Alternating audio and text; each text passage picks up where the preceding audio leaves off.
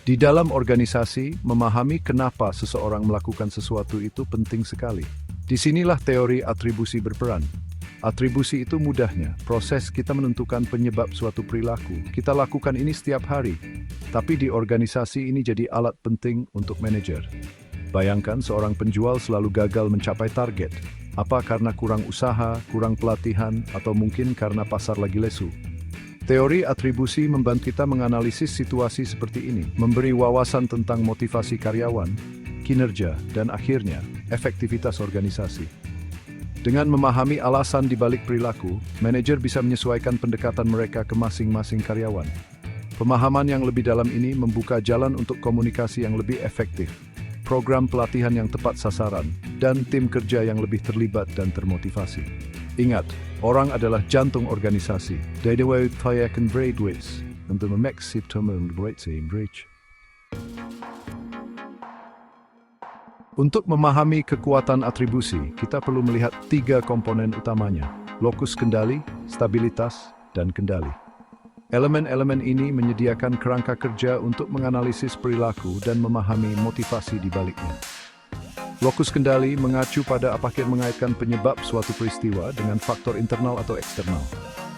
Atribusi internal mungkin, saya kurang persiapan untuk presentasi, sedangkan eksternal bisa jadi penontonnya kurang fokus. Stabilitas berkaitan dengan apakah penyebabnya dianggap permanen atau sementara. Misalnya mengaitkan penurunan penjualan dengan resesi ekonomi yang stabil versus penurunan penjualan musiman yang tidak stabil. Terakhir, kendali menguji apakah individu tersebut punya kuasa atas situasi tersebut. Melewatkan tenggat waktu karena keadaan darurat pribadi dianggap kurang terkontrol daripada melewatkannya karena menunda-nunda. Dengan menganalisis perilaku melalui 3 lensa ini, kita mendapatkan pemahaman yang lebih bernuansa tentang kekuatan pendorong di balik tindakan, memungkinkan kita untuk merespons dengan empati dan efektif. Sekarang, mari kita lihat teori atribusi di tempat kerja. Bayangkan 2 karyawan, Sarah dan John, sama-sama melewatkan tenggat waktu penting.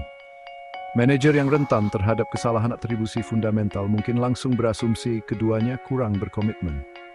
Namun, manajer yang menggunakan teori atribusi akan menggali lebih dalam.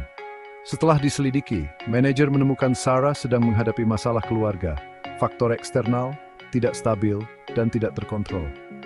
John, di sisi lain, meremehkan kompleksitas proyek, faktor internal, stabil, dan terkontrol.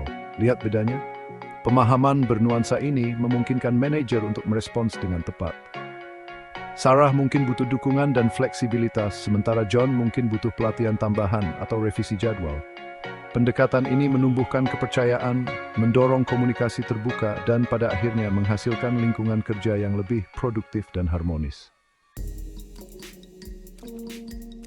Meskipun atribusi adalah alat yang ampuh, ia memiliki jebakan. Kita semua rentan terhadap bias yang dapat mendistorsi persepsi kita dan menyebabkan atribusi yang tidak akurat. Salah satu jebakan umum adalah kesalahan atribusi fundamental, di mana kita terlalu menekankan faktor disposisional, seperti kepribadian, dan meremehkan faktor situasional ketika menjelaskan perilaku orang lain. Jebakan lain adalah bias melayani diri sendiri, di mana kita mengaitkan keberhasilan kita dengan faktor internal dan kegagalan kita dengan faktor eksternal. Untuk menghindari jebakan ini, kembangkan kesadaran diri dan keinginan untuk menantang asumsi Anda. Cari beberapa perspektif, kumpulkan semua fakta sebelum membuat penilaian, dan terbuka terhadap kemungkinan bahwa atribusi awal Anda mungkin salah. Ingat, atribusi yang adil dan akurat sangat penting untuk membangun kepercayaan, mendorong kolaborasi, dan menciptakan budaya organisasi yang positif dan produktif. Dengan memahami prinsip-prinsip atribusi dan tetap waspada terhadap bias kita dapat membuka pemahaman yang lebih dalam tentang perilaku manusia dan menciptakan tempat kerja yang lebih adil dan setara.